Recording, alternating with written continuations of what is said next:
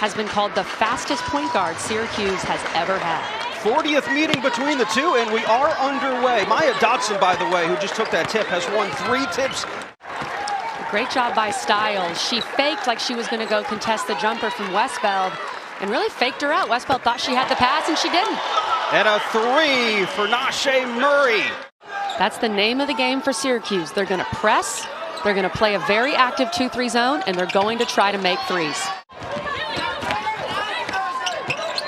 Finds Miles, thought about the shot, kicks it back to Westbeld. Westbeld the free throw line, and gets a friendly roll on the road.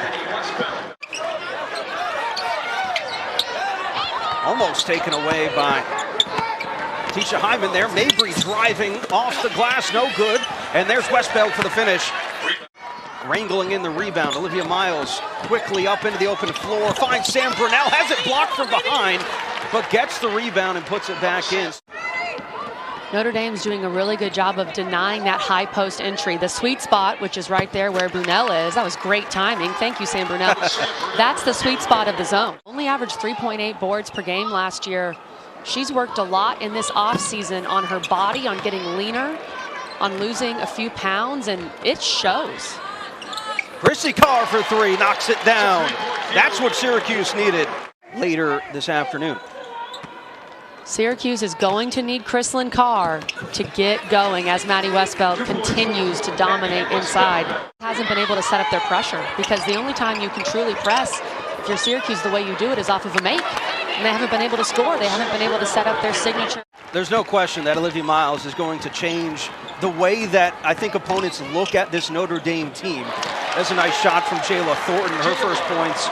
Well, still a freshman, albeit came and joined this team in the spring of last year, January actually. Only had a couple of practices before she got some game action right out of halftime. So it'll be great to talk to her and kind of get her perspective and where the program is now and also what may lie in the future. Out underneath, Miles. Bounce pass to Brunelle. Poor communication defensively for Syracuse. And a fresh shot clock for the Orange. Syracuse 2 for 13 from beyond the arc. Murray from a similar spot she hit earlier to open the scoring, knocks it down once again. As much as I say Syracuse needs to attack the paint more, the 3 is still their bread and butter. Nashe Murray looks like one of their better shooters there's going to be this season.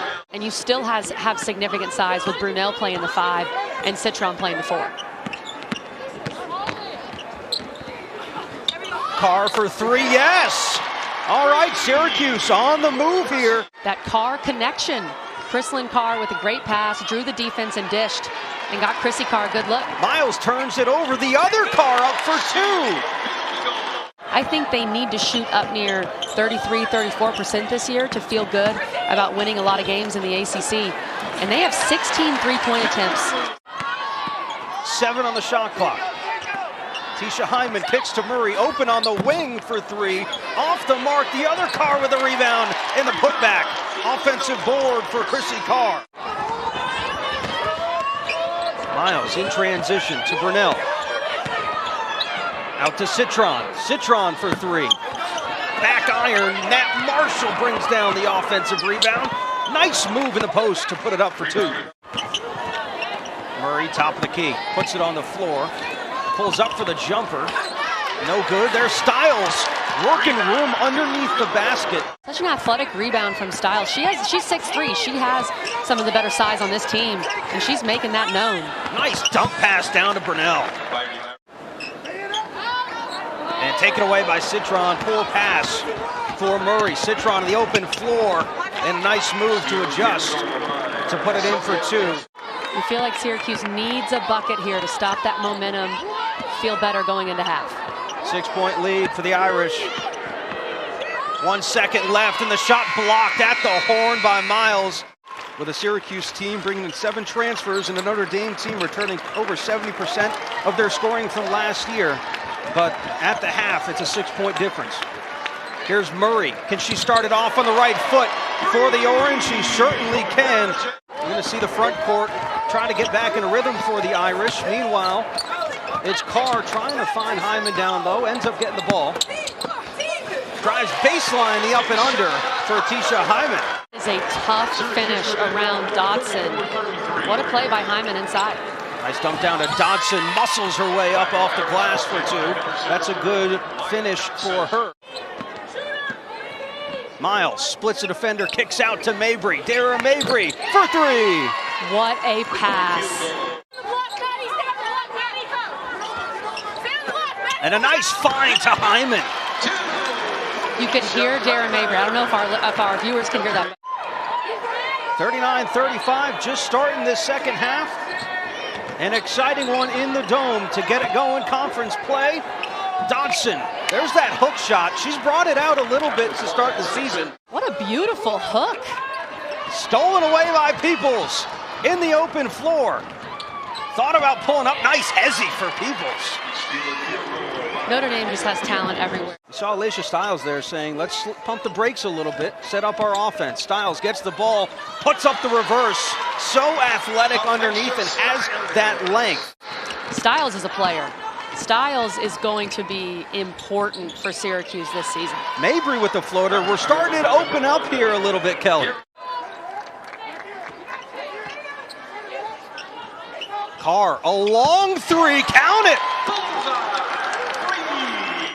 And it's Peoples able to bring it in and maintain possession for Notre Dame. Excellent job by Dodson to not lose her pivot foot while she was taking all that contact.